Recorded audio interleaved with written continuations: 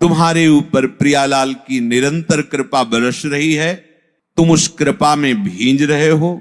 कोई भी क्षण तुम्हारा उनके स्मरण से रहित ना होने पावे, वंचित ना रहने पावे। यदि तुम्हें शरणागति प्राप्त होने पर, भगवत मार्ग में आने पर अभी ऐसा अनुभव नहीं हो रहा कि हमारे ऊपर प्रियाजू की कृपा बरस रही, बड़ी प्यारी वस्तु है, कोई प्यारा है तुम्हारा, देखो अंदर से उस प्यारी सी प्यारी वस्तु को, उस प्यारे से प्यारे संबंध को प्यारी जू और प्यारे जू से जोड़ो, अभी अनुभव हो जाएगा वो तुम पर कृपा कर रहे हैं, पल पल तुम्हें संभाल रहे हैं। तुम्हें मालूम नहीं कब से तुम्हें प्यार कर रहे हैं, तुम्हें मालूम नहीं वो तुम्हें अपनी गोद में रखे हुए हैं। एक क्षण के लिए भी वो अपनी दृष्टि से तुम्हें दूर नहीं करते, पर तुमने अपनी दृष्टि उधर की ही नहीं। उनका कल्याणमय कर कमल तुम्हारे सर पर है, अब तुम उसके बल पर वापस लौटो। ये तुम्हारा मार्ग नहीं है। तुम पूछोगे कि ये जलन जो बढ़ रही है हमारे हृदय में, ये चिंता बढ़ रही, शोक बढ़ रही, मन घबरा रहा है, पता नहीं क्या कैसा, ऐसा लगता है कि ना कोई आग है, ना कोई जलन है, ना कोई ताप है, ये मन की विमुखता है, घबरा रहा है। अनंत बलशाली प्रभु का आश्रय लेने में घबरा रहा है, नाशवान प्रतिपल छूटने वाले विषय के छोड़ने में घबरा रहा है। ये मन की चाल है। न कोई आग है, न कोई जलन है, न शोक है, ये केवल अज्ञान है। डरना मत, आगे बढ़ो। अभी वो भूमिका नहीं आई जो निर्भय अवस्था है। आगे कदम रखोगे तो आप खुद हंसोगे अपनी इस वृत्ति पर। जो हो रहा है होने दो, तुम्हारे रोकने से रुकेगा भी नहीं। तुम तो बस अपने मंगलमय आराध्य देव की इच्छा में अपनी इच्छाओं को मिला दो। आओ प्रवाह में बहते हैं, धारा, अब इस धारा के प्रवाह में बहो। राधा राधा राधा। भयानक से भयानक भय भी तुम्हें भय नहीं दे पाएगा, और सुंदर से भी सुंदर कोई तुम्हें आकर्षित नहीं कर पाएगा। कब?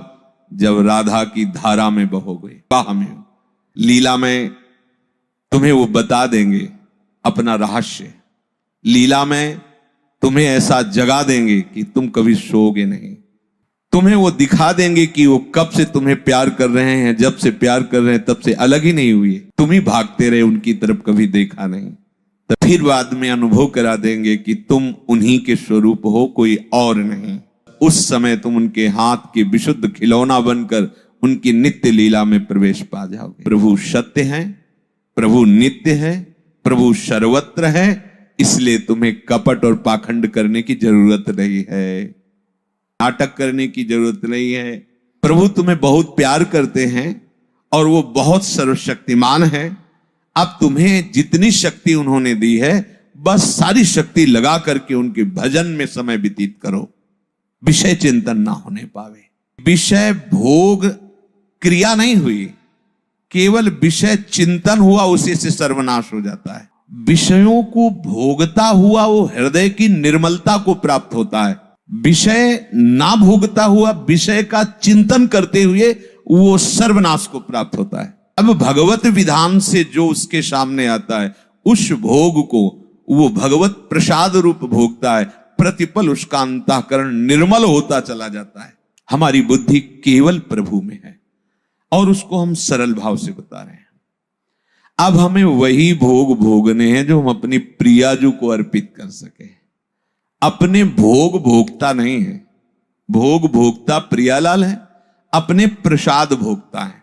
बस किसी भी विषय में राग है या द्वेष है, जिस व्यक्ति से अनुकूलता, प्रियता, सुख की संभावना होती है, वहां राग हो जाता है। ऐसे वस्तु, व्यक्ति, स्थान से, और जहां राग होता है वहां द्वेष जरूर होता है, जरूर होता है। ऐसा नहीं कि आप केवल राग का ही, क्योंकि कुछ वस्तुएं अनुकूल होंगी तो कुछ प्रतिकूल होंगी। हो सकता है वही वस्तु कुछ समय बाद प्रतिकूल लगने लगे तो उसी से द्वेष हो जाए। हो सकता है वही व्यक्ति जो आज राग का कारण बना कल द्वेष का कारण बन जाए। राग द्वेष युक्त बुद्धि है और वो विषयों का चिंतन मात्र करती है, तो प्रभु कहते हैं कि उसका उत्थान नहीं होता, पतन हो जाता है, नाश हो जाता है। इस जिसकी बुद्धि प्रभु में स्थित है, लाडली जू के प्राण प्यारे प्रीतम और प्रीतम की प्राण प्यारी लाडली जू, इन दोनों के प्रेम रहस्य में जिसकी बुद्धि स्थित है, वो विषय भोग करे या उसका त्याग कर दे, वो बहिर्मुख पुरुषों का संग करे या ना करे, वो शास्त्र के अनुसार कार्य करे या ना करे। क्यों? क्योंकि जो दंड मिलता है या पुरस्कार मिलता है, वो बुद्धि जब अहम धर्म से युक्त होकर कार्य करती, मैंने ये भोगा, मैंने ये किया, बुद्धि तो लगी प्रभु में, प्रभु के चिंतन में। अब उसके शरीर को जो भी भगवत प्रसाद रूप प्राप्त, उसके हृदय को पवित्र करने वाला होता, मलिन करने वाला नहीं होता। यहां कहा कि बुद्धि का प्रभु में स्थित हो जाने से वो कर्म करते हुए भी बंधेगा नहीं, विषय भोगते हुए भी वो पतित नहीं होगा। ये बहुत आंतरिक रहस्य की बातें हैं, जिनको बहुत संभाल करके भक्ति परक बता रहे हैं। वशीभूत अंतःकरण वाले उपासक का राग द्वेष रहित अपने वश में की हुई इंद्रियों का विषय का सेवन करता हुआ वो हृदय की निर्मलता को प्राप्त होता है, संपूर्ण दुखों का नाश करने वाला बन जाता है, हृदय शुद्ध हो जाता है। उपासक की बुद्धि निसंदेह परमात्मा में स्थित हो जाती, भोग भोगते हुए भी, यद्यपि वो भोगता नहीं है। अंतःकरण को वश में करने वाला शब्द है। मन हमारा प्रभु के चरणों में, बुद्धि प्रभु के निश्चय में, चित्त प्रभु के लीला गुण नाम चिंतन में, अहम दासत्व में, अब फर्क नहीं पड़ने वाला। अब जो होगा वो महामोद मंगल में होगा। इसके अंतःकरण में इच्छा नहीं है, ध्यान कीजिए। बंधन का कारण चाह है, इच्छा है, इच्छा नहीं अंतःकरण, क्योंकि वो हर समय प्रभु का चिंतन करता है। अनुकूल या प्रतिकूल कोई भी परिस्थिति, व्यक्ति, वस्तु, स्थान आता है, वो आराम से उसमें विचरण कर रहा है, बाहर से दिखता है, लेकिन अंदर से वो प्रभु के चिंतन में। अब कोई फर्क नहीं पड़ने वाला।